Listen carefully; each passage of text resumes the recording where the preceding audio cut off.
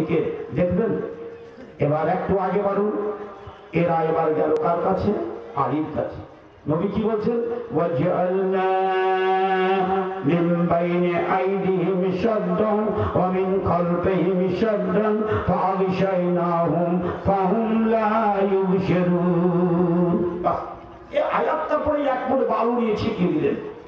আল্লাহ যতটি হেরো চতুর্দিকে ঘিরেছিল সব থেকে গেল, নবী বেরিয়ে চলে গেলেন। পরের একবার আলহামদুলিল্লাহ। যখন তারাকে কেউ বললো, আরে তোমরা রাত ভর এখানে বসে কেন আছো? বলছে এই জন্য, যাকে ঘিরে আছো, যার বাড়ি ঘেরাও করে আছো, যাও, সে লোক তোমাদের বাড়ি থেকে বিদায় হয়ে গেছে। তাই নাকি? দেখছে তো ঠিক, নবীর বিছানায় শুয়ে আছে কে? আলী। আলীকে টেনে বলছে, বলো আলী, তোমার শ্বশুর কোথায়? বলো তোমার শ্বশুর কোথায়? কত মহব্বত আমি জানি না, জানো না তুমি? আলীকে টানতে টানতে কত ছেঁচড়ালো, কত কষ্ট দিল। আমানত গুলো বুঝিয়ে দিল আলী। চললো আবু বকরের বাড়ি। আবু বকরের মেয়ে আসমা বাড়ি থেকে বেরিয়ে বলছে, কে তোমরা? বলছে তোমার আব্বা আবু বকর কোথায়? বলছে বলতে পারবো না। একটা এমন করে তামাচা মারলো। কার গালে? আসমার গালে। আসমাটাকে আবু বকরের মেয়ে, আসমাটাকে নবীর শালী, আসমাটাকে জুবাইরের স্ত্রী, যেই জুবাইর একজন যোদ্ধা ছিলেন, সেই জুবাইরের স্ত্রী এক তামাচা মেরে তার নাকের কানে অলঙ্কার পর্যন্ত ছুটে পড়ে গেল। নবীর জন্য যে ব্যথা পেলেন, কোনো কষ্ট অনুভব করলেন না। আমার নবী তো ধরা পড়েনি। দেখুন নবীর একটু মহব্বত কি, একটু উদাহরণ নেই। নবীকে একদিন গলাতে এভাবে ফাঁসি লাগিয়ে দিয়ে এমন ভাবে টানছে, নবী চোখ বড় বড় করে নিয়েছে। আর আজ নবীকে এই গলাতে ফাঁসি লাগিয়ে মেরে ফেলে দেবে। নবীর চোখগুলো বড় বড় হয়ে গেছে। আবু বকর বরদাস্ত করতে না পেরে যে বলছেন, একবার একটা ধাক্কা দিয়ে বলছেন, কেন তোমরা এইভাবে লোকটাকে কাতাল করছো? কেন মারছো? এই লোকটা কি অন্যায় করেছে? একটাই কথা বলছে, লা ইলাহা ইল্লাল্লাহ। এ কথা বলার কারণে তোমরা এই লোকটাকে এভাবে মারবে? একটা ধাক্কা দিয়েছে, উঠে পড়ে গেল। বুঝলেন? এবার আবু বকরকে মারতে শুরু করলো। মারতে মারতে মারতে মারতে মারতে আবু বকর অজ্ঞান হয়ে গেছে। জ্ঞান ফিরে আসছে আবু বকরের। যখন আবু বকরের মুখ থেকে কি বেরোয়, যাও আবু বকর, বুঝতে পেরেছো তুমি তোমার সঙ্গীর সাথ থাকার কারণে কি বদলা তোমাকে দেওয়া হলো? আবু বকর বলছে, আমি কিছুই জানি না। বলো কাইফা কাইফা কাইফা নবীনা মুহাম্মদুর রাসূলুল্লাহ সাল্লাল্লাহু আলাইহি ওয়াসাল্লাম, আমার জীবন যাচ্ছে তার দিকে খেয়াল নাই, তোমরা আমাকে খবর দাও নবী কেমন আছে? নবী বেঁচে আছে তো? নবী বেঁচে আছে তো? একেই বলে নবীর মহব্বত, একেই বলে নবীর ভালোবাসা। এবার আপনারা যদি বলেন মাওলানা, এই ভালোবাসা আমি নবীর সাথে আমিও করতে পারি, পারবেন? আপনাকে বলছি ভালোবাসা কাকে বলে। সুন্দর করে কথাটা শুনুন। বুখারী শরীফ 2য় খণ্ড 2য় পাতার একটা হাদিস।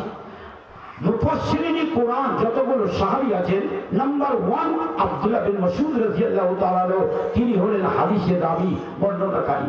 উনি কি বলছেন? বদরের যুদ্ধে আল্লাহর নবী চোখ দিয়ে অশ্রু ঝরছে।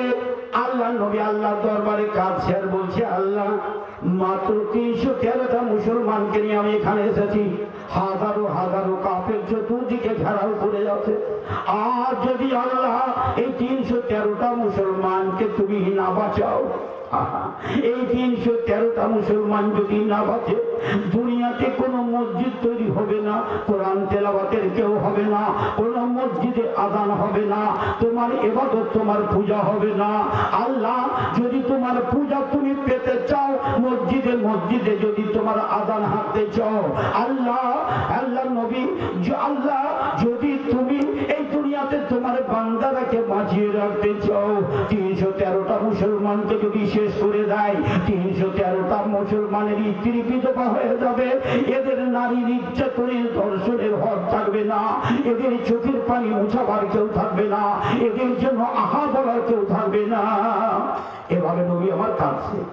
আব্দুল্লাহ বিন মাসউদ রাদিয়াল্লাহু তাআলা বলছেন, মুফাসসিরিন কোরআন তিনি তিনি বলছেন আমি বসে বসে দেখছি, এমন সময় একটা নওজোয়ান করতে করতে চলে আসলো। নওজোয়ানটার নাম মিকদাদ বিন আসওয়াদ। মিকদাদ বিন আসওয়াদ এসে আল্লাহ নবীর সামনে দাঁড় হয়ে বলছেন, ইয়া রাসূলুল্লাহ, আর আপনি কাঁদবেন না, আর আপনি চোখের আঁসু ঝরাবেন না, আল্লাহর কাছে আর বেশি দোয়া করবেন না, আপনি শান্ত হন। নাহানু লা নাকুলু কামা কালা কওম মূসা লিমূসা ইজামানতা ওয়া রাব্বুকা ফাকাতিলা। নবী আমার মুখের দিকে তাকিয়ে দেখো, আমি নওজোয়ান, আমি মিকদাদ বিন আসওয়াদ বলছি। শুধু নিজের পক্ষ থেকে নয়, মূসা নবীর কওম যেমন মূসা নবীকে বলেছিল, এরে মূসা, যদি ফেরাউনের সাথে যুদ্ধ করবি তুই যা, তোর আল্লাহকে নিয়ে যা, আমরা যাব না যুদ্ধের মাঠে, আমরা এখানেই বসে থাকবো। আল্লাহ নবীকে বলছেন, মিকদাদ বিন আসওয়াদ, খবরদার আল্লাহ নবী, এটা আপনি কোনো সময় ধারণা করবেন না। বল নুজাহিদ ওয়া ইয়ামিনিকা ওয়া শিমালিকা ওয়া বাইনা ইয়াদাইকা ওয়া মিন খালফিকা। আল্লাহ রাসূল, আমরা ওইরকম করব না, আপনাকে নিয়ে আমরা সাথে থাকব, আপনার আগে, আপনার পিছনে, আপনার ডানে, আপনার বামে। আপনার বুকে যদি কেউ তীর মারে, বুকখানটা পাঠিয়ে দেব, আপনার বুকে তীর লাগতে দেব না। আপনার মাথায় কেউ পাথর মারে, আমরা নিজের মাথা পাঠিয়ে দেব, আপনার মাথা ফাটাতে দেব না। আপনাকে যদি কেউ কোনো আঘাত করতে চায়, বল্লম মারে, ওই বল্লম নিজের পেটকে পাঠিয়ে দিব। বল্লম বর্ষ বরদাস্ত করব, কিন্তু আপনাদের বল্লম দিতে পারবে না। আল্লাহ নবী মিকদাদ বিন আসওয়াদের মতো যুবকের মুখ থেকে এই কথাটা যেমনই শুনলেন, আসে রাখা সাইকুল হাদিস বসে আছেন দুইজন ভাই আমার, বোখারী শরীফ তৃতীয় খণ্ড তৃতীয় পৃষ্ঠার হাদিস আমি বলছি। আল্লাহ নবীর চেহারাখানা চকচক চকচক করে উঠলো, খুশিতে নেচে উঠলো, খুশি প্লাবন খুশি উঠলো নবীর চেহারাতে। আব্দুল্লাহ বিন মাসউদ কি বলছেন? আব্দুল্লাহ মাসউদ কি বলছেন? হাই হাই হাই, আব্দুল্লাহ বিন মাসউদ হতভাগারে, যে কাজটা আর মিকদাদ বিন আসওয়াদ করেছে, ওই কাজটা যদি তুই করতি, ওই কাজটা যদি তুই আঞ্জাম দিতি, নবীর মুখে হাসি যদি তুই ফুঁকে দিতে পারতি, তবে দুনিয়াতে যত সোনা আছে, দুনিয়া বিক্রি করে যা দাম হয়, সমস্ত টাকা পয়সা যদি তোমার ঘরে দিত আব্দুল্লাহ, তবে তুমি এতখানি খুশি হতে না যতখানি নবীর মুখে হাসি ফুটাতে গেলে তুমি খুশি হতে। নবীর ভালোবাসা আপনাকে দেখালাম, নবীর ভালোবাসা আপনাকে দেখালাম, দেখলেন কেমন করে ভালোবাসতে হয়। বন্ধু আমার, এবারে আপনাকে আমি বলবো, এই ভালোবাসা নবীর যদি করতে চান, নবীকে কোথায় পাবেন? আরবে গিয়ে পাবেন না, মক্কায় পাবেন না, মদিনায় পাবেন না, আরফাতে পাবেন না, মিনায় পাবেন না, দুনিয়ার কোন জায়গা থেকে নবীকে পাবেন না। বলেন আপনি নবীকে কেমন করে ভালোবাসবেন? পাবেন না তো। আমি এবার আপনাদেরকে বলছি, এই মাদ্রাসাতে সকাল থেকে সন্ধ্যা পর্যন্ত দেখবেন যেই ছেলেগুলো মাদ্রাসায় পড়ে, হতভাগা আমরা নিজের একটা ছেলেকে আলেম করতে পারিনি, হতভাগা আমরা একটা মেয়েকে আলেমা করতে পারিনি, হতভাগা আমরা একটা ছেলেকে কোরআনের হাফেজ করতে পারিনি, হতভাগা আমরা একটা মেয়েকে কোরআনের হাফেজা করতে পারিনি। বড় বড় বুলি ছাড়ি আমরা বড় ইসলামের দরদি, কিন্তু একটা ছেলেকে আলেম করতে পারিনি। আপনাকে আল্লাহর কসম খেয়ে বলছি, এই ছোট্ট ছোট্ট ছেলেগুলা যারা সকাল হয় ফজরের নামাজ পড়ে যখন কোরআন পড়বে, আপনি একটা দিন একটু বিলম্ব করে আপনি ফজরের নামাজ পড়ে আপনি ঘরে ঘরে যান, ছেলেগুলো যখন কোরআন পড়বে আপনি কান লাগিয়ে শুনে আপনি দেখবেন, হাই হাই করবেন, আল্লাহ রে, এই মতো একটা ছেলেকে যদি আমি তালিম করতে পারতাম, এইভাবে যদি আল্লাহর কোরআন পড়তে পারতো। একটা ছেলেকে দেখবেন, যখন সেই ছেলেটা কেতাব মোতালা করছে রাত্রি 11টার সময়, বারবার বলছে কালেন নবী সাল্লাল্লাহু তাআলা আলাইহি সাল্লাম, সামিতু রাসূলুল্লাহ সাল্লাল্লাহু আলাইহি সাল্লাম। এইভাবে যখন আল্লাহ রাসূলের হাদিসগুলো পড়ছে, তখন আপনি মনে মনে আরমান করবেন, হাই আমি কি করেছি, আমি আয়াত পড়ে করেছি, কুল হাল ইয়াস্তাবিল আমা ওয়াল বাসীর। বলো হে, একটা যদি দুই চোখের অন্ধ হয়, একটা দুই চোখওয়ালা লোক হয়, দুটা চোখ কোনোদিন বরাবর হতে পারে না। হাল ইয়াস্তাবি আল্লাযীনা ইয়ালামুন ওয়াল্লাযীনা লা ইয়ালামুন। বলো বলো বলো, একটা লোক যদি শিক্ষিত হয় আর একটা মূর্খ হয়, দুটা লোক কোনোদিন বরাবর হতে পারে না। আপনি সেই নবীকে পাবেন কোথায়? আপনাকে নবী পাওয়ার জায়গা আমি দেখতে দিচ্ছি। আপনি এই মাদ্রাসাগুলোতে যান, দেখবেন যে মাদ্রাসাগুলোতে কাল আল্লাহু তাআলা আর দুনিয়ার কোন সিলেবাসে কোন ইউনিভার্সিটি বলতে পারবে না। আমি বুকে হাত দিয়ে চ্যালেঞ্জ করে বলছি, কেউ দাবি করতে পারবে না। একমাত্র আল্লাহর কোরআনের সম্পূর্ণ যদি হেফাজত করে থাকে, আল্লাহ তো করেছে এই নিজামিয়া মাদ্রাসাগুলোতে পূর্ণ কোরআন মাজিদের সিলেবাস মুক্ত আছে, পৃথিবীর কোনো বাড়তে নাই। আর শুনেছেন আপনারা, আমার শ্রদ্ধেয় সভাপতি সাহেব বলছিলেন, আমি দূর থেকে শুনছিলাম, আমি এই বিষয়ের উপরে বক্তব্য রেখেছিলাম, ইউটিউবে শুনে হবেন ভাই 26টা কোরআন মাজিদের আয়াতকে কোরআন মাজিদ থেকে ছেড়ে দিতে হবে। আমি বলছি তুমি ভালো করে শোনো, 1 নম্বর তুমি জিহাদের মানে বুঝো না, 2 নম্বর তুমি জানো কোরআন মাজিদ মুসলমানের কাছে কত কত কেমন গ্রন্থ। শোনো, তুমি যদি কোরআন মাজিদের ভিতরে পা লেগে যায়, না পাক শুনলে কোনো ছেলে মেয়ে থাকে, কোরআন মাজিদ স্পর্শ করবে না রে। একটা কোরআন মাজিদ আয়াত কাটার জন্য 26টা কেন, একটা আয়াত কাটার জন্য 26,000 যদি হাত কাটতে হয়, তবে মুসলমানেরা 26 লাখ হাত পাঠিয়ে দেবে, মাথা পাঠিয়ে দেবে, গর্দান পাঠিয়ে দেবে, পা পাঠিয়ে দেবে। আগে আমাদের হাতগুলো, পাগুলো, মস্তকগুলো ছেদন করে দেওয়া যায়। মহামান্য বিচারপতির কাছে আবেদন জানাবে, আমরা কোরআন মাজিদের একটা আয়াত কাটতে দেব না। আমার মাননীয় মুসলিম সমাজ, আসুন আপনাকে আমি দেখাতে চাই, বলতে চাই, এই কোরআনের কত বড় মহব্বত আপনাদের মধ্যে আছে, এত বড় মহব্বত। তবে আপনাকে বলবো, কোরআনকে শুধু চুমা দিলে হবে না, কোরআন কিনে কিনে যার সাথে দিলে হবে না, কোরআন কিনে কিনে ঘরে রাখলে হবে না, কোরআন কিনে কিনে সারা রমজান বসে বসে তেলাওয়াত করলে হবে না। কোরআনের ভিতরে যেই কথাগুলো আদেশ আর নিষেধ আছে, সেইগুলো মানতে হবে। মানতে গেলেই আল্লাহর সাথে তোমার ভালোবাসা করা হবে। আল্লাহ নবী যেই কথাগুলো আদেশ করেছেন, সেই কথাগুলো যদি মানেন, যেগুলো নিষেধ করেছেন সেইগুলো যদি বর্জন করেন, তবে আপনার নবীর সাথে ভালোবাসা করা হবে। আছেন নবীর ভালোবাসা, আছেন আল্লাহর ভালোবাসা। আল্লাহ পাক সূরা রহমানের 2য় রুকু 1ম আয়াতে বলছেন, ওয়ালিমান খাফা মাকাম রাব্বিহি জান্নাতান ফাবিআইয়ি আলাই রাব্বিকুমা তুকাজ্জিবান। আল্লাহ বলছে, শোন, মানতাইশি মশুরা ভাই, আমরা শিক্ষিত মানুষ, চিৎকার শুনে ঘাবড়াবেন না। মানতাইশি এটা হলো ইসিম মশুরা, এটা সিঙ্গুলার এবং প্লুরাল, এটা কমন জেন্ডার, অর্থাৎ কোন নর বা নারী যদি কি করে, আল্লাহকে ভয় করে, একদিন আল্লাহ তোমার সামনে আমাকে হাজির হতে হবে, এই ভয়টুকু যদি থাকে, আল্লাহ বলছেন তার জন্য আল্লাহ 2খানা জান্নাত দিয়েছে। আপনি বলুন তো, আল্লাহর ভয় কার ভিতরে আছে? আমার মা বোন ভাইরা, আমি সকলকে 4 মিনিটের মধ্যে গোটা কোরআনের দাওয়া করে দিচ্ছি, তোমরা কান লাগিয়ে শোনো। আল্লাহ বলেছে নামাজ পড়ো, নামাজের টাইম হয়েছে, আজান হয়েছে, যদি তুমি আল্লাহর ভয় থাকে তবে উযু করে তুমি নামাজ পড়তে যাবে, আল্লাহর ভয় যদি না থাকে তবে তুমি নামাজ পড়তে যাবে না। রমজান মাস এসেছে, আল্লাহ বলছেন ফামান শাহিদা মিনকুম আশ-শাহরা ফালিয়াসুমহু। রমজান মাস এসেছে, সূর্য পশ্চিম গগনে নতুন চাঁদ উঠেছে, খুশির লহর উঠেছে, কালকে রোজা রাখবো। আল্লাহর ভয় যদি থাকে, যতই ঘুম আসুক না কেন, যতই খিদা লাগুক না কেন, তুমি আল্লাহর ভয়ে সিয়াম পালন করবে। ভাইজান, একবার হজ করতে গেলে আপনি জানেন 2 লক্ষ 3 লক্ষ টাকা খরচ হয়। আল্লাহর ভয় যদি থাকে, আল্লাহ আদেশ করেছে কোরআনে, ওয়ালিল্লাহি আলান নাসি হিজ্জুল বাইতি মান ইসতাতা ইলাইহি সাবিলা। এই ভয় যদি তোমার মধ্যে থাকে, তবে তুমি আর দেরি করবে না। তোমার টাকা হয়েছে, ধন হয়েছে, তুমি হজ করতে যাবে। আমার মাল আমি 10 ভাগের 1 ভাগ কেন ফকির মিসকিনকে দিয়ে দেব? আমার মাল 40 ভাগের 1 ভাগ যাকাত কেন বের করে দেব?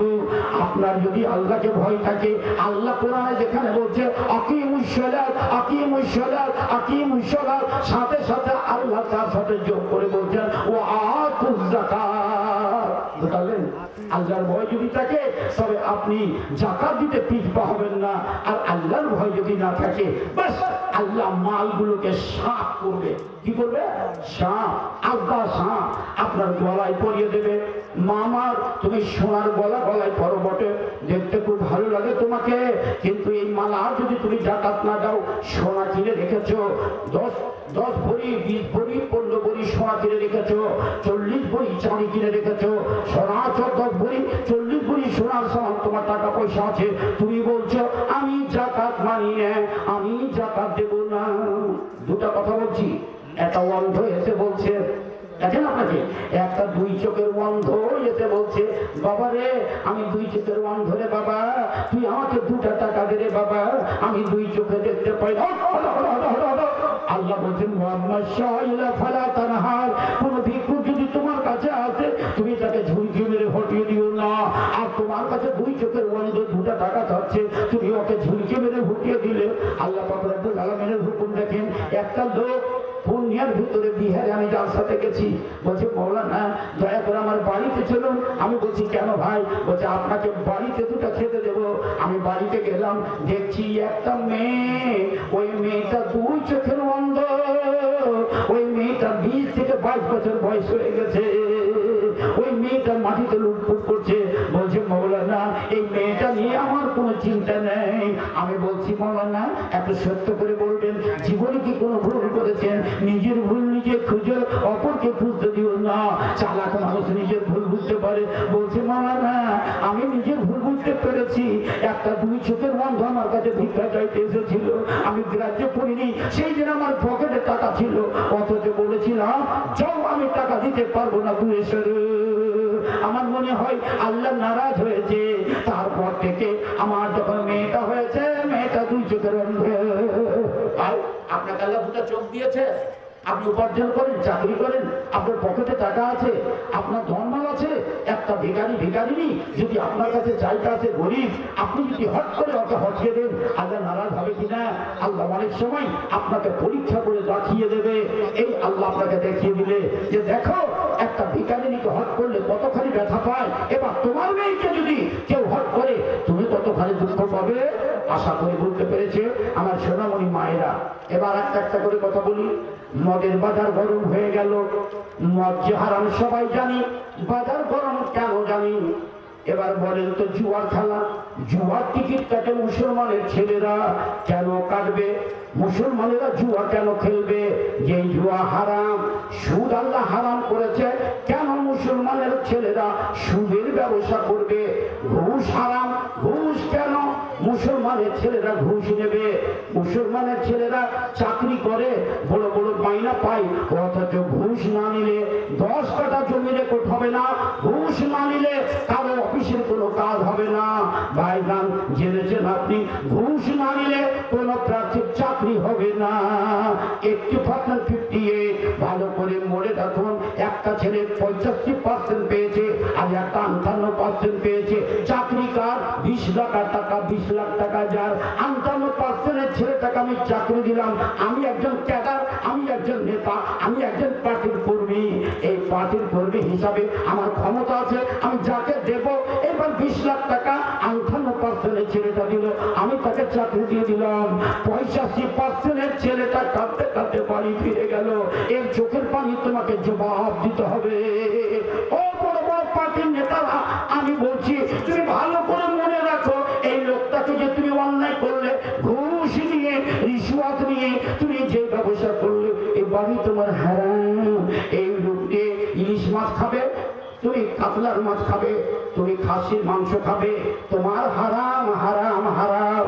এই টাকা দিয়ে তুমি বিল্ডিং তৈরি করবে, এই বিল্ডিং এ তুমি ইবাদত করবে, তোমার মা ইবাদত করবে, তোমার বাপ ইবাদত করবে, তোমার স্ত্রী ইবাদত করবে। তুমি যখন বুড়িয়ে যাবে তখন তুমিও বলবে আমিও বসে বসে কোরআন পড়বো। রিটায়ার যখন হয়ে যাবে তখন তুমিও ঘরে বসে বসে কোরআন পড়বে, চিন্তা করবে। আল্লাহ তোমার হারাম ঘরে, হারাম যেটা রক্ততে, আল্লাহ তোমার ইবাদত কবুল করবে না। হজ করতে যদি যাও, হারাম টাকার হজ তোমার কবুল হবে না। অতএব তুমি হুঁশিয়ার। আসুন এবার আপনাকে বলছি মাজান ইসলামুল মাদ্রাসা, এই কথাগুলো এবার জানতে পারলেন তো মাদ্রাসা কেমন করে করব।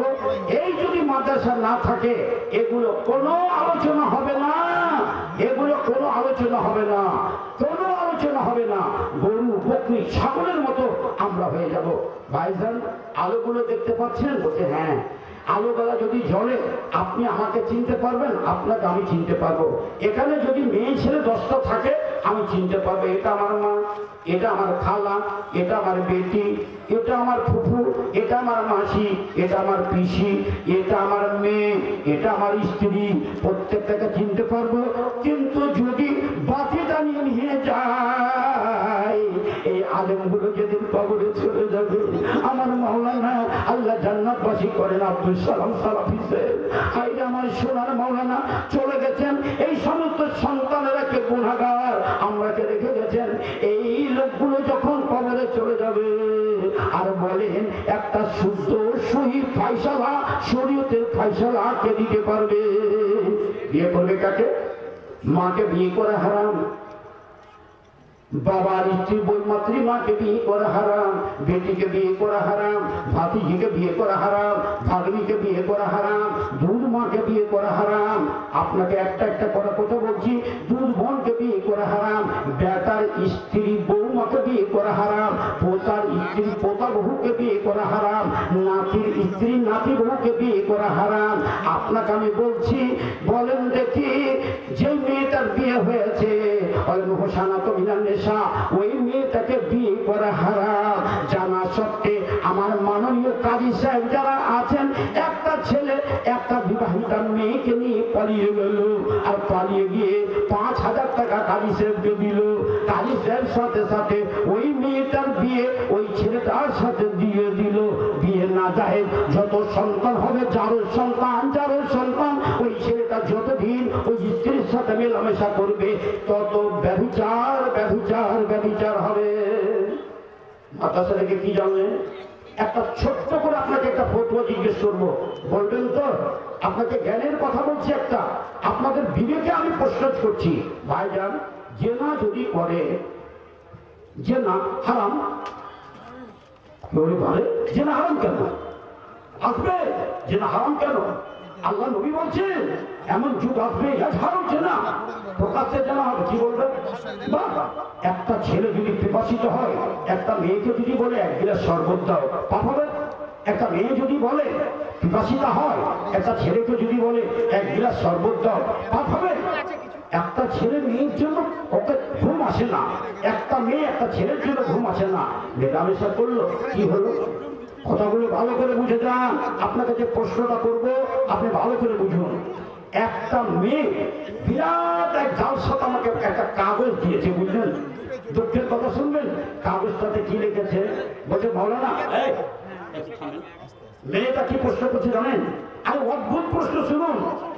মেয়েটা বলছে মাওলানা, আপনাকে ভালো করেছি, বহু জায়গায় আপনার বক্তব্য শুনেছি, কিন্তু একটা প্রশ্নের উত্তর আপনার কাছে চাচ্ছি। সে প্রশ্নটা কি? একটা ছেলে আমাকে ভালোবাসে, আমি ছেলেটাকে ভালোবাসি, এত ভালোবাসি, দুইজনে আমরা এত কোন প্রতিজ্ঞা করেছি যে আমি তাকে বিয়ে করবই, ছেলেটা আমাকে বিয়ে করবেই। কাঁধে কাঁধে আমরা বিয়ের আগে যদি মেলামেশা করি, পরে যদি বিয়ে হয়ে যায়, এটা কি জেনা হবে? কত মানুষ দূরে আছে, চিন্তা করুন। ওর মধ্যে বিয়ে যদি হয়ে যায় তবে জেনা নয়, আর বিয়ে যদি না হয় তবে জেনা হবে। কত ভালো করে বুঝেন।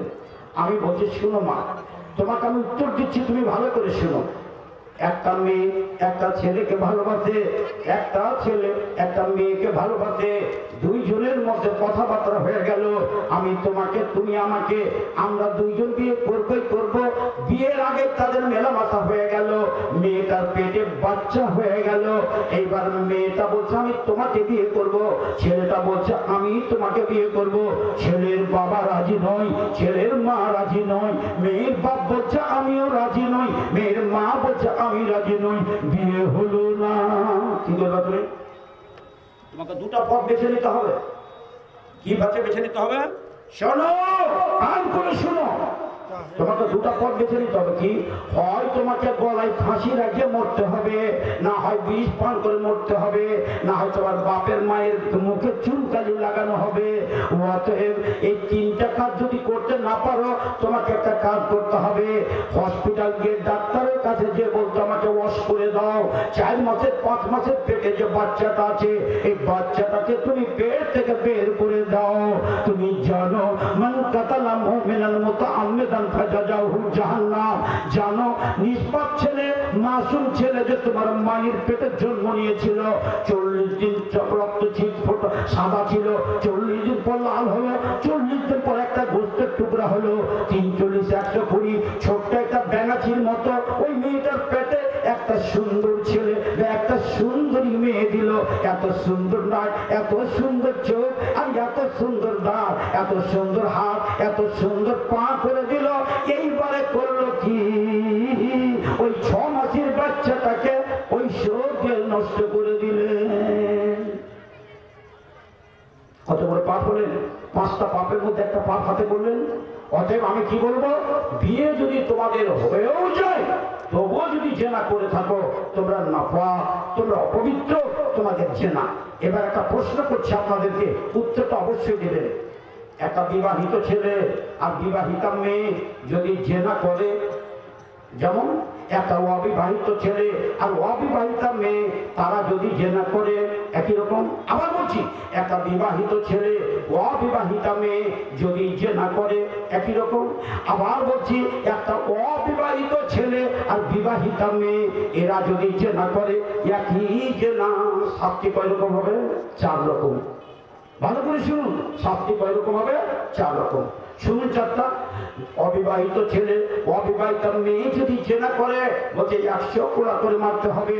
কিন্তু বিবাহিত ছেলে আর বিবাহিতা মেয়ে যদি জেনা করে এদেরকে কোমর থেকে পুঁতে দাও আর পাথর মেরে মেরে এদেরকে সংসার করে দাও।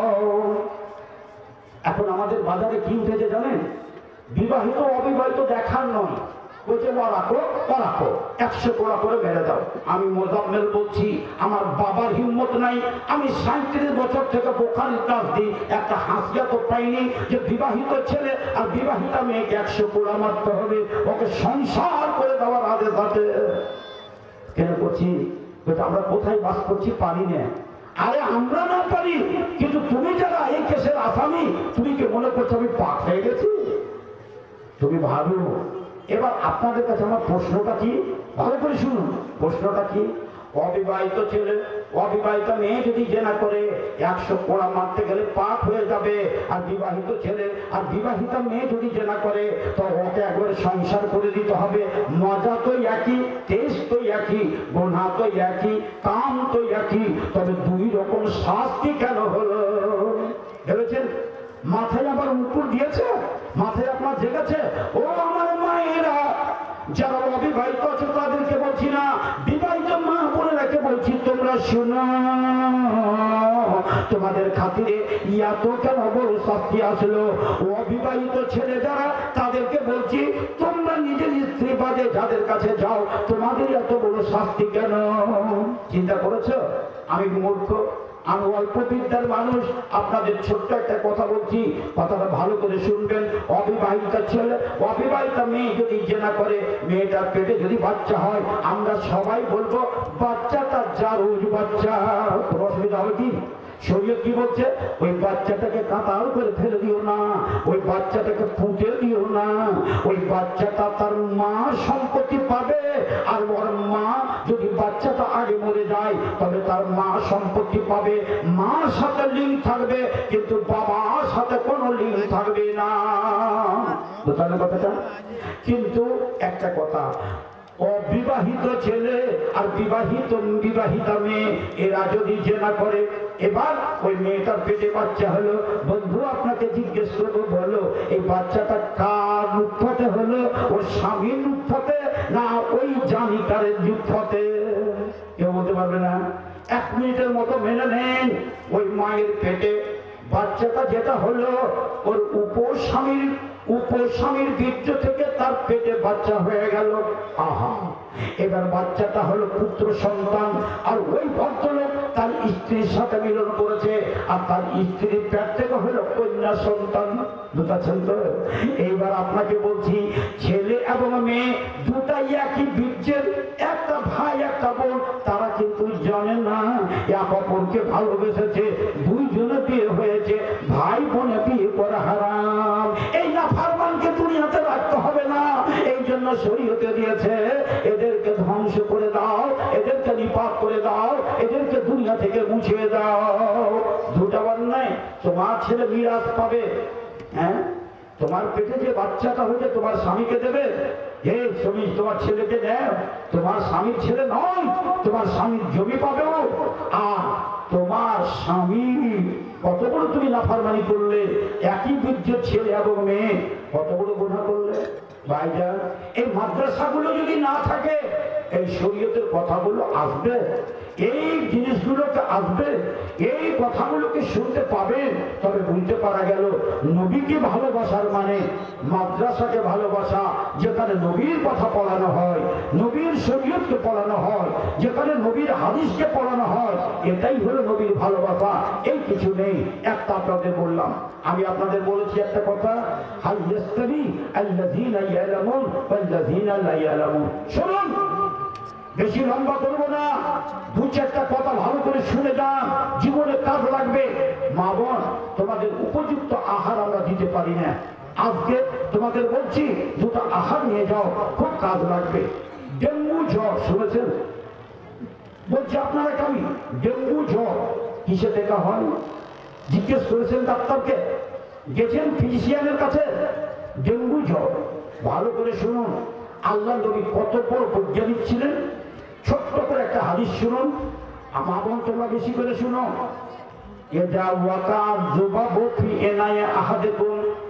মা বোন শুনো, তোমার দুধের পেয়ালাতে, তোমার ক্ষীরের পেয়ালাতে যদি তোমার খাবার কোনো বাসনে কোনো মাছি পড়ে যায়, তবে তুমি মাছিটাকে উঠিয়ে ফেলে দিও না। ওই মাছিটাকে ওই খাবার দুধে ওই ডালের ভিতরে তাকে টুটি টুটি করে ডুবিয়ে দাও। এ কথা বলছেন কে? নবী। কেন? আপনি জানেন কথাটা কেন? কি আল্লাহ নবী বলছেন, আমার কথা নয়। ওই মাছিটার আল্লাহ পাক একটা পায়ে একটা ডানাতে ওষুধ আছে, আর একটা ডানাতে অসুখ আছে। যেটা তার অসুখ আছে ওই ডানা খানটা সে ডুবিয়ে দেয়, আর যেটাতে ওষুধ আছে সেইটাকে ট্যাং চারা করে রাখে। অতএব আল্লাহ নবী বলছেন ওই মাছিটাকে গোটাই ডুবিয়ে দাও। মাদ্রাসাতে পড়লে নামাজ পড়তে শিখবে, রোজা পড়তে শিখবে, খালি এগুলো না। ডেঙ্গু জ্বর হতে গেলে কোথায় যেতে হয় জানেন তো? আল্লাহ নবী কত বড় বৈজ্ঞানিক। গোটা মাছিটাকে ডুবিয়ে দাও, অসুখ আর হবে না। অসুখ যদি হয় ঔষধের জন্য হসপিটালে যেতে হবে না, তোমাকে আর রেফার করবে না মালদার কলকাতা যেতে হবে না। আজ থেকে মা তুমি শিখলে মাদ্রাসা পড়লে কি পাওয়া যায়, জালসা শুনতে আসতে গেলে কি পাওয়া যায়, একটা শিক্ষা তোমাদেরকে দিলাম। দুই নম্বর কথা, ছোট্ট ছোট্ট কথা শিখে আমার মা বোনেরা, আল্লাহ নবী বলছেন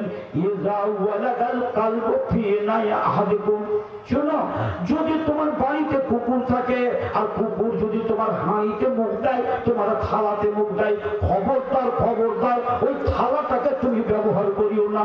ওই থালাতে ছেলেকে খেতে দেবে না, মেয়েকে খেতে দেবে না, তুমি খাবে না, তোমার স্বামীকে খেতে দেবে না।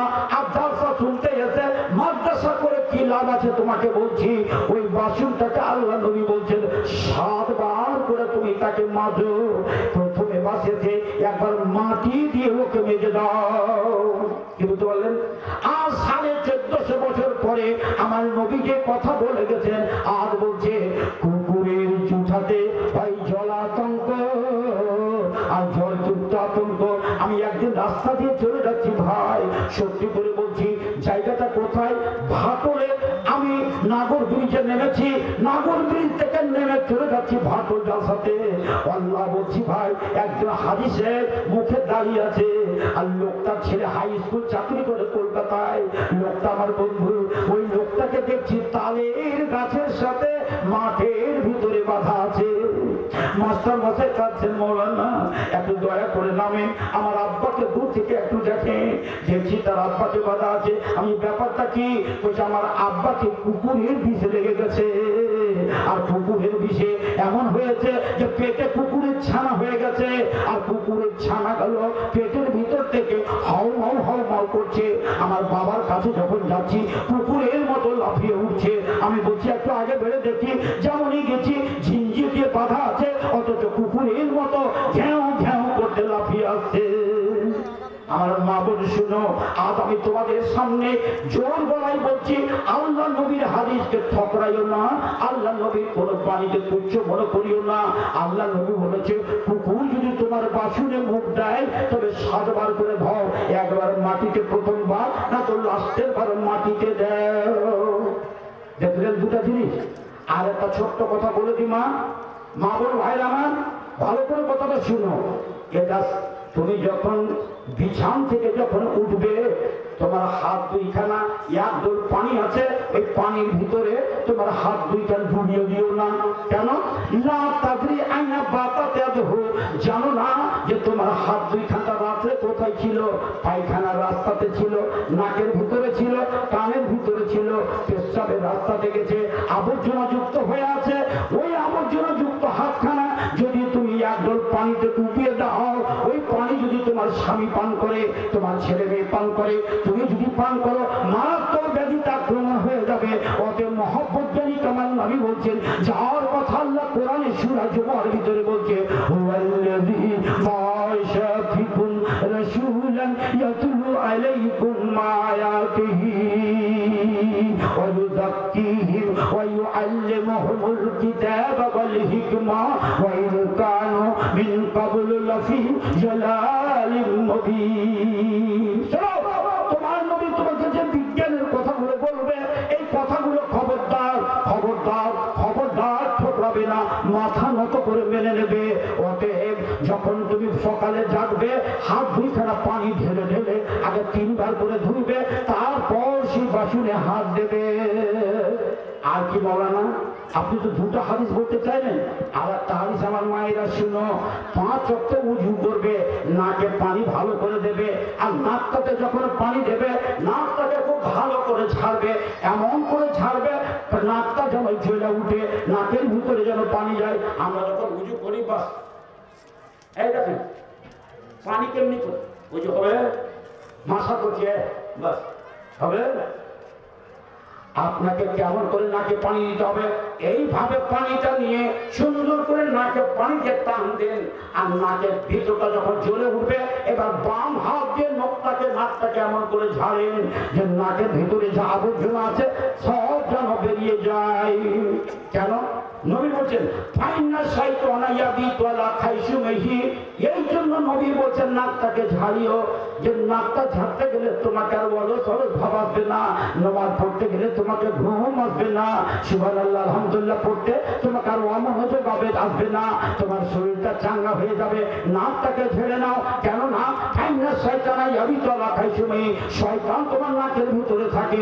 একটা ছাত্র বলছে আমাকে, হাজি মাওলানা শয়তানটা কত বড়, আর তোর মনে কত বড় লাগছে রে? ওটা একটা বিড়ালের সমান। আমি বলছি তোর মনে কত লাগছে? ওটা একটা কুকুরের সমান। তোর মনে কত লাগছে রে? ওটা একটা হাতির সমান। তো হাজি মাওলানা কুকুরটা আর হাতিটা আর বিড়ালটা ওই নাকের ভিতরে আঁকবে কি? তো শয়তান কেমন করে ওই নাকের ভিতরে থাকে? হাজি রে, ইন্নাল্লাহ আলা কুল্লি শাইইন কাদির, ঈমান আছে, যদি ঈমান থাকে তবে কোনো প্রশ্ন করবি না।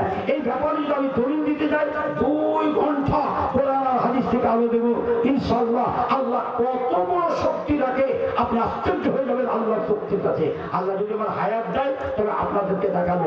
একটা শুধু উপমা দিয়ে আপনাদের শেষ করছি, কথাটা মানো করবেন। 2টা লোক ঝগড়া করছে। চলুন, একটা লোক বলছে আল্লাহ পাক আগে মুরগিকে সৃষ্টি করেছে, কেন মুরগির ডিম না পারলে ডিম হয় না। আর একটা লোক বলছে তোর দাঁত ভেঙে দিব। মুরগি কখন হবে? ডিমের ছানা উঠবে, তারপর ওই ছানা থেকে মুরগি হয়। 2জন মিলে ঝগড়া, একজন বলছে আগে মুরগি, আর একজন বলছে আগে ডিম। আমাকে বলছে মাওলানা কি হবে? আমার মাথাটা হেট হয়ে গেল, জবটা কি দিব? আর যখনই জব দিব তখন তো দলিল লাগবে।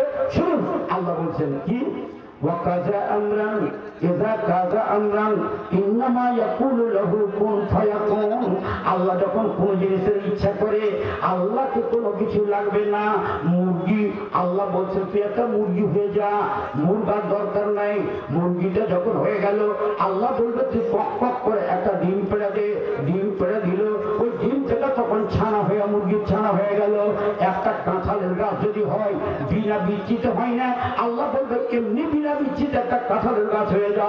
ইন্নাল্লাহ আলা কুল্লি শাইইন কাদির। বুঝতে পারলেন আল্লাহ শক্তি? আল্লাহ শক্তি বুঝতে পারলেন? আল্লাহ নাকের ভিতরে আঁটিয়ে রাখবে কাকে? শয়তানকে। 2 নম্বর, আমার এক ওস্তাদ একটা জব দিয়েছে, আপনাদেরকে জবটা দিয়েই আপনাদের কাছে একটা অনুরোধ করব। জবটা কি? বলছে যে দেখ রে বাবা, একটা হলো হেডমাস্টার, একটা হলো অ্যাসিস্ট্যান্ট হেডমাস্টার। কেমন মৌলানা হেডমাস্টার, অ্যাসিস্ট্যান্ট হেডমাস্টার? তো আমাকে বলছে বাবা তুমি পড়েছো যে নুন তাকিদের জন্য লাম তাকিদ জরুরি আছে, কিন্তু ইম্মা তারায়ান না, ইম্মা তাবলুগান না, এখানে লাম তাকিদ নেই। এই ইম্মা তার লাম তাকিদের অ্যাসিস্ট্যান্ট। আমার মাথাটা ঠান্ডা হয়ে গেল। তখন আমাকে বলছে বাবা শোনো, এই শয়তান হলো হেডমাস্টার, আর শয়তানের কাজ কি? দুজনের মধ্যে বিবাদ লাগা, নফরত করে দেওয়া। স্বামী স্ত্রীকে দেখে হঠাৎ বলছে আমি একা রাখবো না, একে দেখতে গেলে আমার জীবনী বমি করছে। একটা মেয়ে বলছে আর আমি থাকবো না, একে দেখতে গেলে আমার জীবনী বমি করছে। তবে শয়তানের কাজ আর নাকে যে হেডমাস্টার থাকে, আপনাকে বুঝাতে হবে না ওর নাম কি, একই কাজ। কি? নাকে যদি কেউ পোটা নিয়ে কোন স্বামী যদি স্ত্রীকে বলে আয় আদর করতে যায়, বলছে তুমি হটো, তোমার কাছে আমি আর থাকবো না। কোন মেয়ে ছেলে দেখতে খুব সুন্দরী, আর স্বামীকে নাকের পোটা নিয়ে যদি স্বামীকে বলে স্বামী একটু বিদায় করি, তো বলছে তুই আমার ঘর থেকে। শয়তানের কাজ ছিল দুজনের মধ্যে বিবাদ লাগা, এই শয়তানের কাজ অ্যাসিস্ট্যান্ট হেডমাস্টার করে দিল। অতএব শয়তান থেকে যখন দূরে থাকবে, শয়তানের কাজ যারা করবে তাদের কাছ থেকে দূরে ধরো, নাককে সাফ রাখো। ভাইজান, আপনারা শরীয়তের কোটি না কোটি বিধান আপনারা পাবেন কোথা থেকে? এই মাদ্রাসা থেকে। কাজেই একটা কথা বলবো, দুঃখ নেবেন না। করুণা খবর রেখেছেন? কোটি কোটি লোক আজ করুণাতে আতঙ্কিত ছিল, জানেন? যখন এনআরসির কথা, তখন করুণার খতম্বার। কত মানুষ কষ্ট পেয়েছে জেনেছেন? করুণা দূর হয়ে গেছে। আর জালসা করতে এসেছেন, মাদ্রাসা খুলেছে, খবর রেখেছেন? ইতালিতে করুণা আবার শুরু হয়ে গেছে। 1 লক্ষ থেকে বেশি লোক মারা গেছে। ইতালিতে লকডাউন হয়ে গেছে। আমাদের মাননীয় প্রধানমন্ত্রী গতকালকে বলেছেন সমস্ত রাজ্যের মুখ্যমন্ত্রীদেরকে নিয়ে আলোচনা করব, করোনা যে বেড়ে চলেছে এর সম্পর্কে কি করতে হয়। আবার যদি লকডাউন হয়ে যায়, সামনে এনআরসি ছিল, করোনা এসেছিল, সামনে ইলেকশন আসছে, জানি না আমার আপনার ছেলে মেয়ে কোথায় পড়ে আছে। আবার যদি লকডাউন হয়ে যায় কি হবে? আপনারা কি একটা কথা বলি, আগুন যদি লেগে যায়, আগুনে যদি পানি ঢালে নিভে যায়, আপনার মধ্যে যদি রাগ হয়ে যায়, আউযুবিল্লাহি মিনাশ শাইতানির রাজিম পড়েন, এই বৈষম আপনি আউযুবিল্লাহ পড়ে বসে যান, আপনার রাগ দূর হয়ে যাবে। আরেকটা কথা শুনে নেন, আগুনে পানি যন্ত্রণী নিয়ে যাবে, আল্লাহ আমাদের উপরে রাগান্বিত হয়ে গেছেন। কেন? আমরা মানুষ হয়ে নাই, মুসলমান হয়ে নাই। আমরা আজকে মুলবি হয়ে নাই, হাজি হয়ে নাই। আমাদের কাজ হয়েছে মিরাস মারা। ছেলেকে জমি দিব মিরাস, মেয়েকে দেব না। কোন ছেলেকে দেব, কোন ছেলেকে দেব না। মসজিদে যে রাজনীতি করব, মাদ্রাসায় গিয়ে রাজনীতি করব, যেখানে যাব আপনাদের গাজল মসজিদটা নিয়ে আমাকে 3 রাত কাটাইতে হয়েছে। শুনেছেন? আপনারা কেন বলছি যে কোন জায়গাতে রাজনীতি করলে চলবে না। আমরা আজকে ছেলেরা টাকনুর উপরে কাপড় পরবে, মেয়েরা টাকনুর নিচে। আজ আমি দেখছি স্ট্যান্ডে বসে বসে মেয়েরা টাকনুর উপরে কাপড় পরে চলছে, আর ছেলেরা টাকনুর নিচে। পরিবর্তন হয়নি? আল্লাহ আমাদেরকে গজব হয়নি? আল্লাহ আমাদেরকে নারাজ হয়নি? আমরাকে সুদ খেতে হারাম, আমাদেরকে জুয়া খেলতে হারাম। আর 1 কোটি টাকা এলাম হচ্ছে, 1 কোটি টাকা বলছে, হ্যাঁ মুসলমানের ছেলেরা মেয়েরা দাঁড়িয়ে বলছে আমি একটা টিকিট নিব। মাদ্রাসায় করে আল্লাহকে রাজি করে নিবেন? আল্লাহকে রাজি হবে? আল্লাহ নারাজ হয়েছে। ভাইজান, আপনার আল্লাহ নারাজগিকে যদি দূরে করেন, আশ্চর্য তারা একটা আল্লাহর বান্দা কেউ বলবেন মৌলানা এনআরসির মতো ব্যাধি যেন শুধু পশ্চিম বাংলা নয়, সারা ভারত থেকে, শুধু মুসলমানের ঘর থেকে নয়, মুসলিম অমুসলিম সবারই ঘর থেকে আল্লাহ তুমি করুণাকে দূরে করো। বলুন একবার আল্লাহ আমিন। আল্লাহ এই করুণার মতো ব্যাধিকে দূরে করো। আল্লাহ আমরা ভুল করেছি, আমরা পরিবর্তন হয়েছি। আল্লাহ মা মা মা বলে 3 বার ডাকলে মা দয়া করে আল্লাহ আমরা গুনাহ করেছি, তওবা করুন, আর এই ভুল করবো না। আল্লাহ তোমার দ্বারে ফিরে আসছি, 1000 টাকা করুণার জন্য দান করছি। আল্লাহ আল্লাহ আমাদের জান মালের ইজ্জতের হেফাজত, ভাই ভবিষ্যৎ অন্ধকার কোথায় থাকবে? সব চলে যাবে। আমাদের মা, আমাদের বোন, আমাদের মেয়ে, আমাদের মাসি, আমাদের পিসিয়ারা থাকবে কোথায়? বুখারী শরীফের হাদিস, যোগ্যতম দুইজন সভাপতি সাহেব আছেন বলেই বলছি, এমন একটা যুগ আসবে একটা পুরুষ লোক সমান 40টা মেয়ে হবে। তার মানে বুঝেছেন তো? একটা হয়ে গেছে, একটা পুরুষ লোক সমান 50টা মেয়ে হবে। বুঝেছেন তো? তবে এই যে ভয়াবহ আল্লাহ নবীর শুভ সংকেত আসছে, আল্লাহর কাছে দোয়া করুন, আল্লাহ আমাদের মা বোন ছেলে মেয়েদের ইজ্জতের হেফাজত, আল্লাহ করোনা থেকে হেফাজত। আল্লাহ দেশের মানুষ হিন্দু মুসলমান এক দোকানে বসেছি, এক দোকানে খেয়েছি, একসাথে সব বন্ধু বান্ধবী সব উঠেছে বসেছি, আর আমাদের মধ্যে যেন বিভাজন না আছে, এই শান্তি অটুট থাকা আল্লাহ তোমার জমিনে। এই আর মানে 3টা নিয়াত করে 3000 টাকা আল্লাহর কোনো বান্দা দিবেন এখানে?